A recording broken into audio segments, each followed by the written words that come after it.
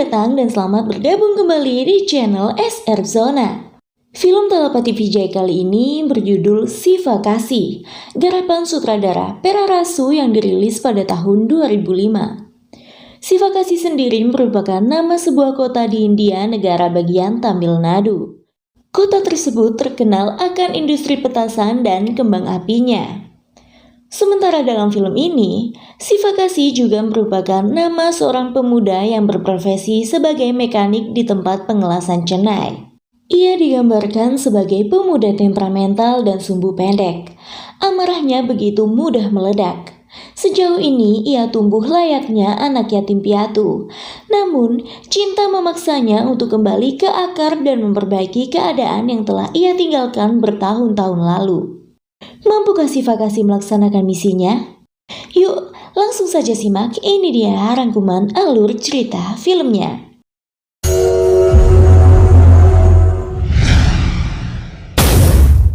Awal film menampilkan keonaran yang terjadi di sebuah pasar oleh anak buah Palaku Pandi, bos preman di wilayah itu.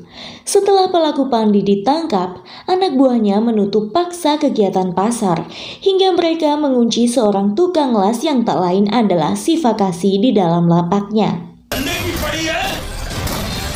Siva Kasih membuka rolling door menggunakan alat lasnya. Kemudian ia menendang bagian pintu yang terpotong ke arah anak buah Palaku Pandi. Siva Kasih yang keluar dengan alat las membuat anak buah Palaku Pandi menyerangnya. Namun, Siva Kasih berhasil melumpuhkan dan mengunci mereka di dalam lapak cat sebelahnya. Dan kegiatan pasar pun berlangsung sebagaimana mestinya. Entah bagaimana caranya Palaku Pandi berhasil dibebaskan. Mendengar anak buahnya kalah telak dan pasar bergiat seperti biasanya, Palaku Pandi merasa terhina hingga ia bersama anak buah lainnya mendatangi pasar dan membawa serta keranda dengan maksud akan membinasakan orang yang mengalahkan anak buahnya dan mengizinkan pasar beroperasi. Setelah mendapatkan informasi, Palaku Pandi mendatangi Siva Kasih yang saat itu tengah melakukan pekerjaannya. Pandi menghadapi Siva Kasih dengan emosi yang meletup-letup. Ia berkata bahwa tidak akan melepaskan Siva Kasih dan keluarganya. Lalu salah satu anak buahnya memberitahu bahwa Siva Kasih adalah yatim piatu. Ia tidak memiliki keluarga. Pelaku Pandi bahkan berkata jika ia melakukan apapun kepada Siva Kasih, tidak akan ada orang yang meratapi kematiannya. Sebaliknya Siva Kasih berkata, jika sesuatu dilakukannya terhadap Pandi, maka akan ada 4 orang istri dan 16 orang anak meratapinya. Kemudian Pandi menyuruh anak buahnya untuk menyerang Siva Kasih. Perkelahian pun tak terhindarkan. Bahkan Siva Kasih menghajar babak belur Pandi hingga ia tergeletak di atas keranda yang dibawanya. Dan benar saja, 4 orang istri Pandi meratapi keadaannya di rumah sakit. Lalu Siva Kasih menelpon Pandi. Ia mengancam jika Pandi berulah kembali, ia akan menjadikan keluarga Pandi yatim piatu. Suatu hari di pasar, datang seorang gadis bersama ayahnya hendak membeli sesuatu. Namun seorang pemuda melecehkannya. Gadis tersebut bernama Hema, anak seorang pengusaha perhiasan bernama Ratina Velu. Hema yang tidak terima memukul pemuda tersebut dengan sandalnya dan disaksikan banyak orang. Mendengar hal itu, Siva Kasih menengahi perkara tersebut. Setelah memberi peringatan kepada pemuda itu, Siva Kasih berbalik memarahi Hema. Ia menegur Hema yang berpakaian seksi saat itu.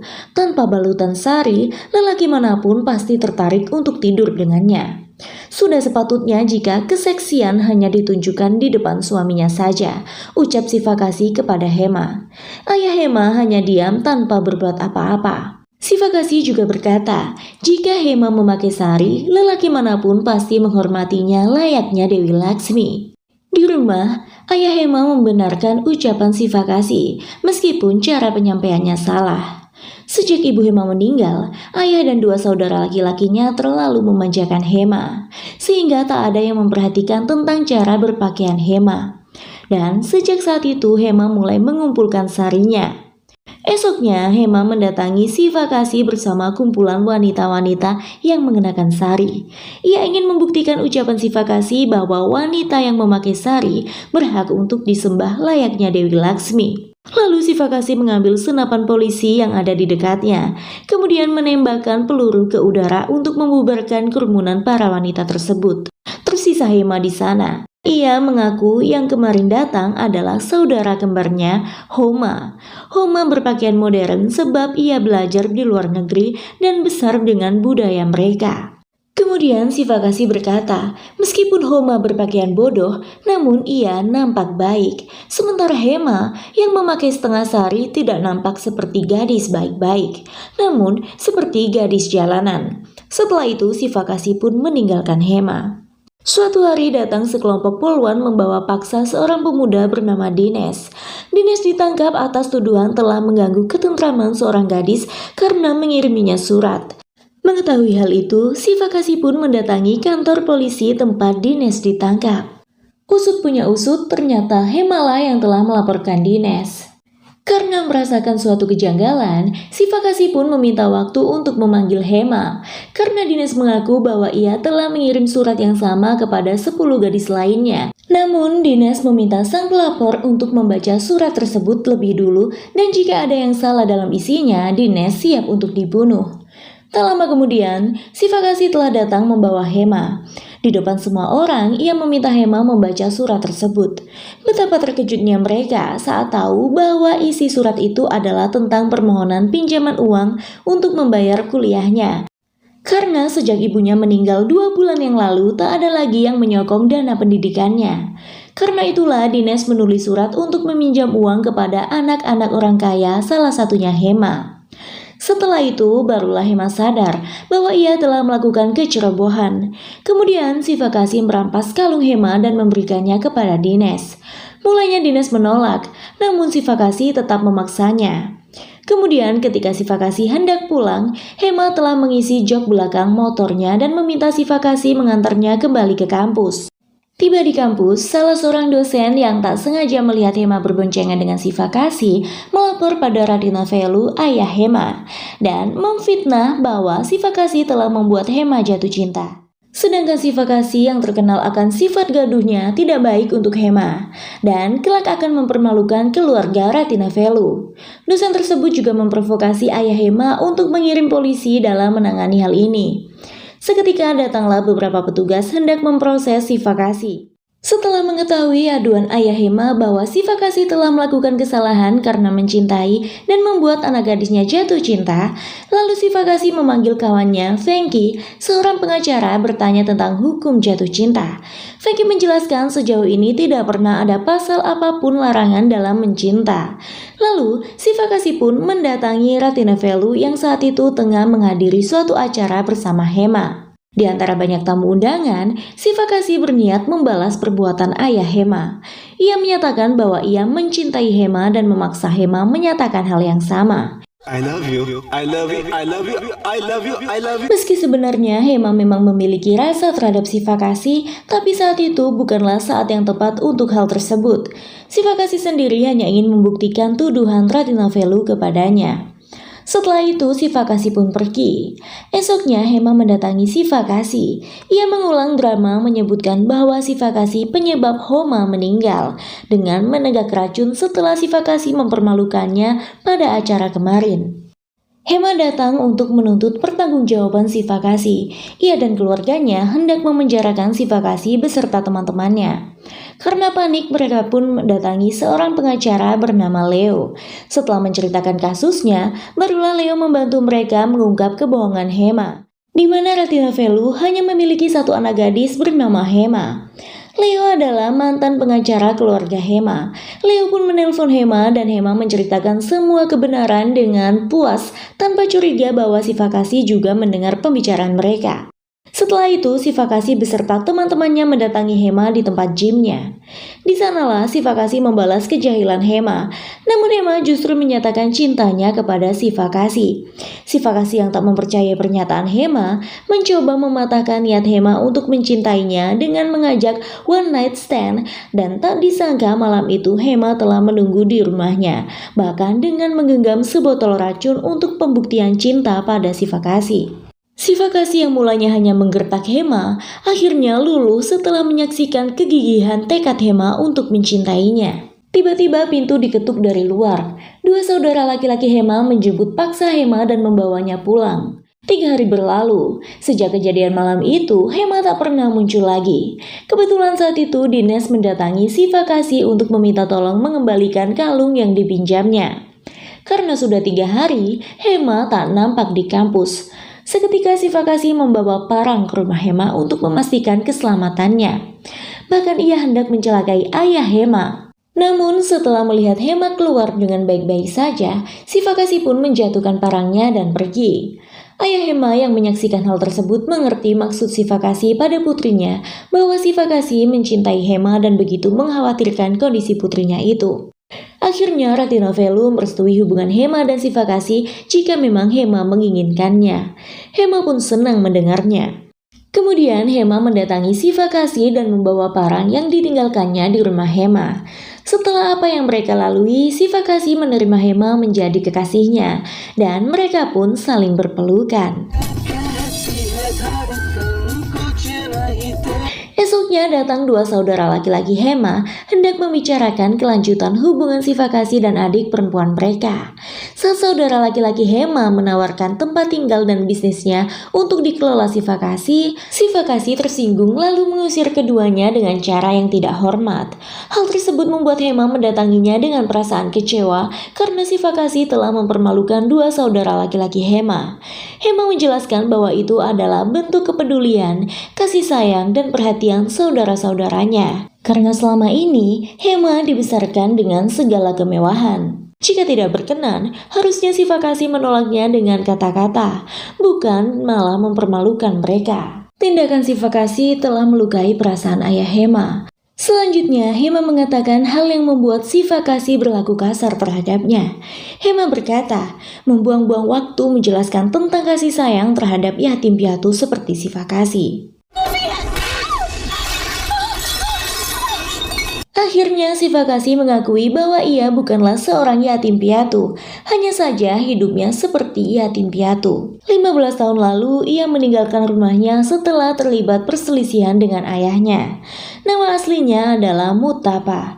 Mutapa bersama keluarganya tinggal di sebuah desa bernama Natarasankotai. Ketika itu tengah berlangsung sebuah acara di desanya. Kakaknya Udayapan ingin membuktikan bahwa pada acara tersebut perempuan yang diyakini telah dirasuki oleh Dewi adalah palsu. Sebab itu ia meminta Mutapa mengambil petasan di rumahnya dan memberikan kacamatanya. Namun saat Mutapa mengambil petasan, neneknya memergoki dan bertanya untuk apa petasan sebanyak itu. Dengan asal Mutapa kecil menjawab untuk mencuci. Setelah itu, ia menyerahkan kepada Udayapan dan Udayapan pun membakarnya. Seketika kerumunan orang yang melihat acara tersebut buyar menghindari ledakan petasan, kecuali perempuan penari yang dirasuki oleh Dewi. Akhirnya perempuan tersebut jatuh pingsan dan setelah siuman barulah ia merasakan luka bakar di sekujur tubuhnya. Karena peristiwa itulah dan atas kesaksian neneknya yang melihat Mutapa mengambil petasan, Mutapa dihukum ayahnya. Ditambah lagi Udayapan memutar balik fakta, ia menguatkan tuduhan pada Mutapa dengan bukti kacamata sebagai penghalau percikan api saat petasan dinyalakan. Asumsi masuk akal yang disampaikan Udayapan membuat Mutapa terusir dari desanya. Ayahnya berkata, sudah tak sudi melihatnya lagi. Sejak itulah ia hidup seperti anak yatim piatu dan mengubah nama menjadi Sivakasi untuk mengubur kenangan masa lalunya yang menyakitkan hati. Setelah mendengar cerita Sivakasi, Hema menyadarkannya bahwa hanya satu kali amarah yang ditumpahkan ayahnya. Lalu ia pergi dan benar-benar tak pernah kembali, padahal tak sebanding dengan limpahan kasih sayang yang telah diberikan ayahnya selama ini.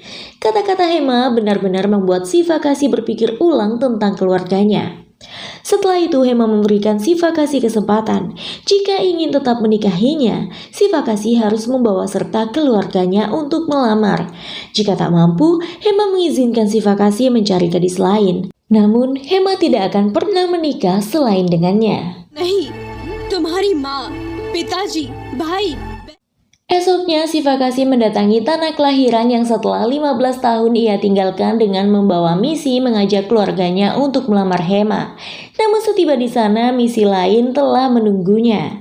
Udayapan kini telah menjadi MLA. Sifakasi hendak bertemu kakaknya, namun kebetulan Udayapan sedang pergi mengunjungi ibu mertua bersama istrinya. Akhirnya ia menemui ibunya. Betapa terkejutnya Sifakasi saat mengetahui kondisi ibunya. Di rumah megah milik keluarganya itu, ibunya hanya diberi sebuah ruangan dekat kandang sapi. Begitupun dengan pakaian lusuh yang dikenakannya. Wajahnya memancarkan raut kesedihan, seakan menanggung seluruh penderitaan. Sifakasi tak kuasa melihat kondisi ibunya saat itu. Kemudian ia menanyakan tentang saudara perempuannya. Ternyata setelah menikah, Fairam tak pernah lagi datang berkunjung karena Udayapan tak menyetujui hubungan Fairam dengan suaminya. Kini Fairam membuka kedai bernama Muttapa di tepi jalan. Sifakasi datang ke situ mengaku sebagai sepupu jauh. Sejauh ini ia masih belum mengungkap identitasnya baik kepada ibunya maupun Fairam. Fairam yang tahu bahwa Sifakasi berasal dari Natarasan Kotai bersikap acuh kepadanya. Ia seperti tengah berusaha melupakan segala yang berkaitan dengan Natarasan Kotai. Fairam memiliki putri bernama Divya. Melihat penampilan keponakannya yang memprihatinkan, Sifakasi membelikannya baju. Setelah melihat segala kepedihan yang mendera ibu dan saudara perempuannya, Sifakasi berniat membalas kebiadaban kakaknya dan memulihkan kesejahteraan serta kemuliaan ibu dan saudara perempuannya. Suatu hari salah satu temannya mengungkap bahwa ayahnya tak meninggal begitu saja, namun disebabkan oleh perkataan Udayapan yang mengklaim ibunya berselingkuh dan ia adalah anak hasil perselingkuhan itu. Mendengar hal itu, Sifakasi langsung mendatangi Udayapan, menghajar anak buahnya dan memukulnya. Ia mengaku sebagai suami perempuan yang pernah diperkosanya. Dengan catatan bunuh diri palsu, Sifakasi menipu Udayapan hingga mendapat 1 juta rupiah. Esoknya Sifakasi juga menggagalkan upaya penjualan harta leluhur. Ia mengingatkan calon pembeli bahwa Udayapan masih memiliki saudara bernama Muttapa dan tanpa tanda tangannya transaksi tersebut adalah transaksi ilegal. Untuk menghindari hal tersebut, Udayapan menggunakan trik penipuan. Ia mendapatkan jasad orang yang tak memiliki keluarga di rumah sakit dan menyatakan bahwa itu Muttapa. Tapi Sifakasi datang sebagai teman Muttapa. Diam-diam ia menyisipkan catatan yang mengatakan bahwa harta warisan bagian Muttapa harus disumbangkan kepada yayasan yatim piatu. Setelah dicek bahwa catatan tersebut sah, Udayapan pun mengakui penipuannya daripada harus kehilangan hartanya. Saat itu, Udayapan hendak mendaftar kembali sebagai MLA. Setelah mendapat restu dari ibu mertuanya, Udayapan pun meninggalkan tempat pendaftaran, namun berpapasan dengan Fairam sebagai oposisi. Udayapan yang merasa sudah di atas langit, menghina Fairam yang hanya pedagang tepi jalan mendaftar sebagai MLA. Tak disangka saat ditanya siapa penyokongnya, Fairam pun menunjukkan Sifakasi, berikut uang di koper yang telah diberikan anak buah Udayapan. Dalam pawai Fairam, Sifakasi mengundang 2 bintang film sebagai dukungan untuk Fairam. Ramainya orang yang menyaksikan hal tersebut membuat Udayapan panas hati dan mengundang aktris ternama Tamil Nadu bernama Nayantara. Melihat semua orang tertarik kepada Nayantara, Sifakasi tak kehabisan akal. Secara tak langsung, ia mengajak Nayantara bergabung dengannya untuk melakukan pertunjukan tari yang digelar. Di sela-sela pertunjukan tersebutlah tim sukses Fairam membagikan ikon partainya yang berlambang kipas. Seketika seluruh orang telah berbalik mendukung Fairam. Hal tersebut membuat Udayapan murka. Ketika itu Hema datang mencari Sifakasi bersama teman-temannya dari Chennai. Beruntung Hema dan teman-teman Sifakasi cepat membaca kondisi tak mengenakan tersebut. Lalu Hema mengaku sebagai kekasih Sifakasi. Ia juga mengatakan bahwa Sifakasi dan Muttapa adalah teman dekat, dan ia mencari Sifakasi yang kabarnya mendatangi rumah temannya Muttapa. Merasa telah menemukan titik lemah Sifakasi, Udayapan membawa Hema beserta teman-temannya bertemu Sifakasi di rumah Fairam. Betapa terkejut Sifakasi melihat Hema dan teman-temannya datang, ditambah dengan kedatangan ibunya sebagai tawanan Udayapan. Emosi melihat hal itu, Sifakasi melepuhkan tangan Udayapan dengan besi panas.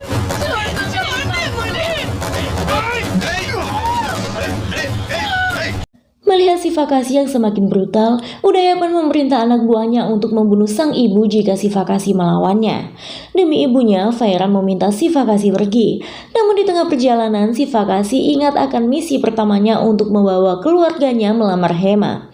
Akhirnya Sifakasi turun dan malam harinya ia menculik suami Fairam. Ia membiarkan Fairam menyangka bahwa Udayapan yang telah menculik suaminya, namun mengatakan kebenaran kepada suami Fairam. Akhirnya saat Udayapan berorasi, Fairam mendatanginya menuduh Udayapan menculik suaminya. नहीं जाएगी तो नहीं जाएगी तो जाए यहाँ से। Udayapan yang emosi pun memukul Fairam. Hal tersebut otomatis menjatuhkan citra Udayapan di mata publik. Mereka ramai-ramai membakar poster Udayapan.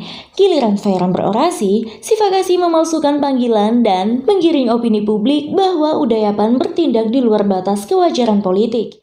Hingga timbullah kekacauan di sana. Anak buah Udayapan bertindak anarkis mengakibatkan ibu mertua Udayapan sebagai penyokongnya mendapat siraman kotoran sapi. Hal itu membuat ibu mertua Udayapan mengizinkannya menghalalkan segala cara untuk memenangkan pemilihan MLA. Karena itu, Udayapan berencana membunuh istrinya dan menjebak Sifakasi sebagai tersangka untuk mendapat suara. Namun upaya digagalkan oleh Sifakasi setelah ia mendengar ucapan Udayapan melalui telepon saat tersambung. Sifakasi membakar tengkorak dan meletakkan kalung suami Fairam di pembakaran tersebut sehingga orang mengira Udayapan telah membunuhnya. Serentak warga melakukan kerusuhan di luar rumah Udayapan. Sifakasi menunjukkan bahwa suami Fairam masih hidup. Jika Udayapan inginkan suami Fairam, ia harus menandatangani surat bagian warisan untuk Fairam. Berpikir bahwa tanpa tanda tangan Mutapa hal tersebut tidak sah, Udayapan pun menandatanganinya. Namun ternyata Sifakasi menukar suami Fairam dengan anak buah Udayapan. Akhirnya Fairam pun memenangkan pemilihan. Ia dan ibunya kembali mendapatkan kesejahteraan dan kemuliaan mereka. Lalu Sifakasi pun membebaskan suami Fairam dan istri Udayapan. Kabar kekalahan Udayapan terdengar di telinga ibu mertua dan ia hendak membunuh Udayapan. Sementara itu di rumah ibunya, teman-teman Sifakasi memberikan dokumen warisan yang telah ditandatangani oleh Mutapa. Betapa bahagia ibunya dan Fairam mendengar Mutapa akan tiba. Mereka pun menyambutnya. Dan betapa terkejutnya mereka saat tahu bahwa Mutapa adalah Sifakasi. Pertemuan keluarga itu dipenuhi oleh linangan air mata. Namun Udayapan justru panik mendengar hal itu. Tiba-tiba Udayapan datang menyiramkan minyak gas ke tubuh Sifakasi. Ketika hendak membakarnya, beruntung ibu mertua Udayapan menangkap kayu dengan kobaran api tersebut dan berbalik menyerang Udayapan. Terjadilah aksi baku hantam di sana. Melihat anaknya dalam bahaya, ibunya meminta Sifakasi untuk menyelamatkan Udayapan.